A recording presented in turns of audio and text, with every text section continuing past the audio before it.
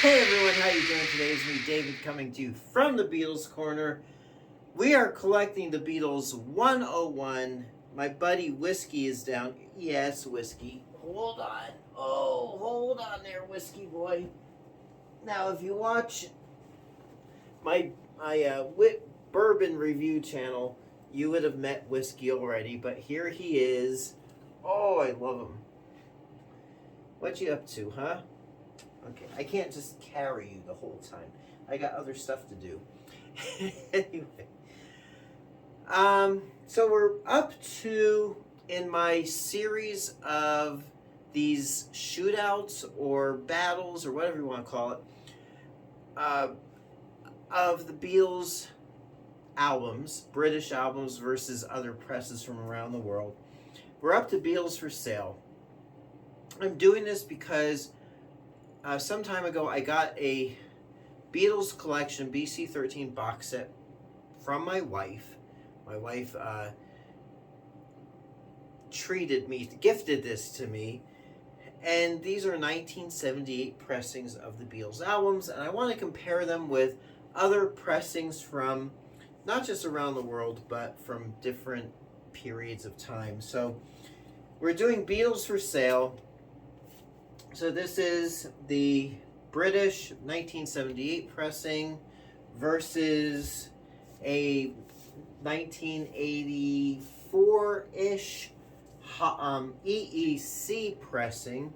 I gotta do a video about the EEC pressings. I think they were pressed in Germany, but I've had this particular one since 86-ish, 85, 86. When did we start dating? We started dating 83, so it's probably from 84. Then we have a German pressing on the Odeon label. And then we have the digital stereo remaster from 2009, which was pressed on vinyl in 2012. And this was pressed and made in Germany. So essentially, I might have three different German pressings. We'll see what we get. We'll see what we got. So I'm going to go with maybe in the order.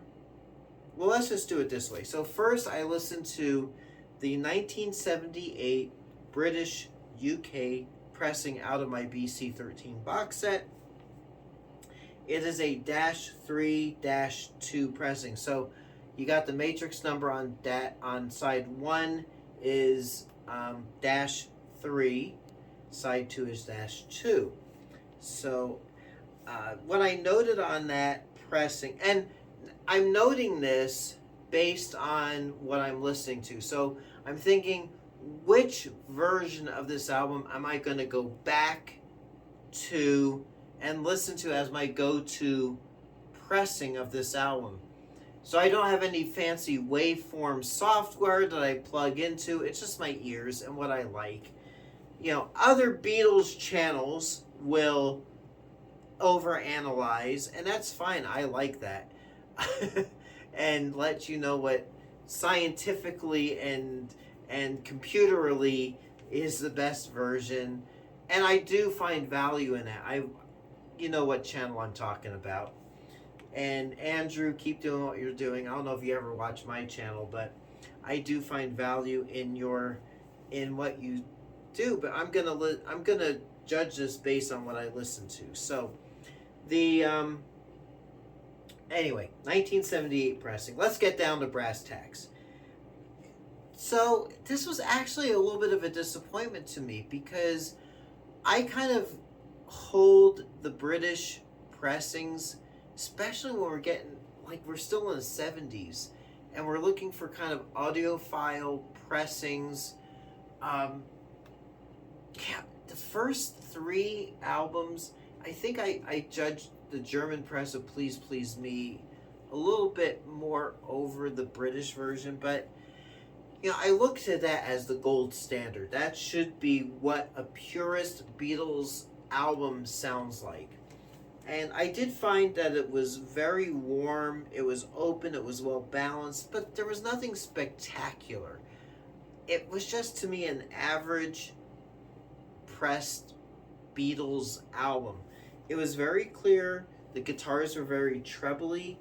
They sounded live and twangy, but nothing really stood out as being special or unique. And I gotta say, a couple of later Beatles albums that I've listened to that were pressed in the UK, it was like listening to the album for the first time.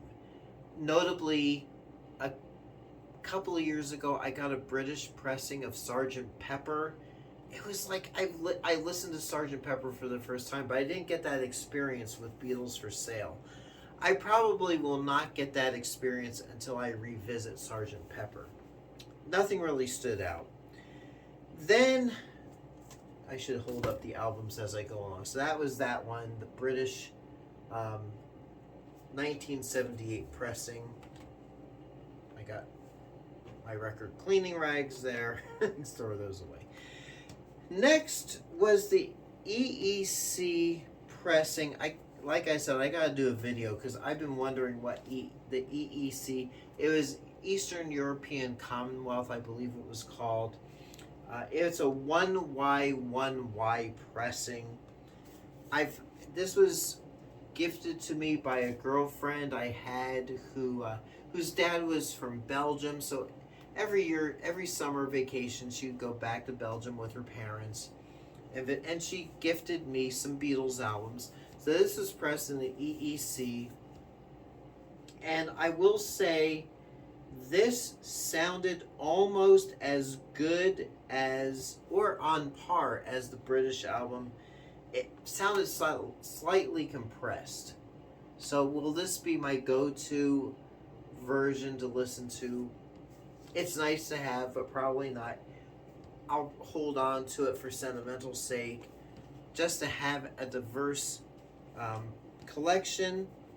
But I mean, it's not. It used to be my go-to, but now I got several other pressings from other countries, so it's not my go-to. I'm easily placing that at number 4 of my 4 pressings. The German pressing. Now the German pressing is in a single sleeve. There's no gatefold.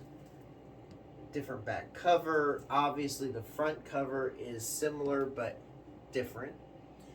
This is a A1B1 pressing, so let me clarify. So the revised catalog number is a 1C06204200, A1B1 based off that catalog number. But when you're going off the YEX original master numbers, it's a -1-1. So essentially, first German pressing of this album. It's very open. It's similar to the United Kingdom pressing, but it feels a bit more warm and more open. It's very balanced, super balanced. It's nice and trebly where it needs to be. It has a nice bottom end. Again, it feels more open, and there's a little bit more oomph than the UK pressing, which is sad because to me the UK pressing should be that gold standard. They worked off those master tapes. It should be a really clean, good, definitive pressing, but with that, the UK pressing from 1978 hits the number 3 spot, which is just crazy if you think about it.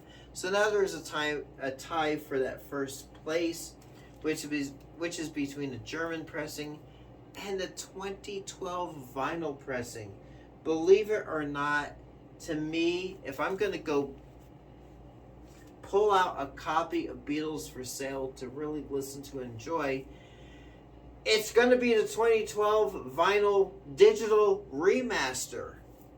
I can't even describe how good it sounds. It's very balanced. It feels very warm. It feels like the way this album should sound. And I kind of knew going into this that this 2012 pressed in Germany version, mind you, was going to be up there, but I didn't realize it was going to take the #1 spot, which I got to do now another video about digital remastering because people are on the fence about it. But I do feel like this, when I listened to this, it just sounded the way, to me, it should have sounded in 1965, Act 64, December 64, going into 65. It just sounded so good. It was well balanced. It was warm. It felt inviting. It was just a good, really good, well balanced pressing of the album. Usually digital remasters of these old analog tapes kind of sound cold. They sound sanitized.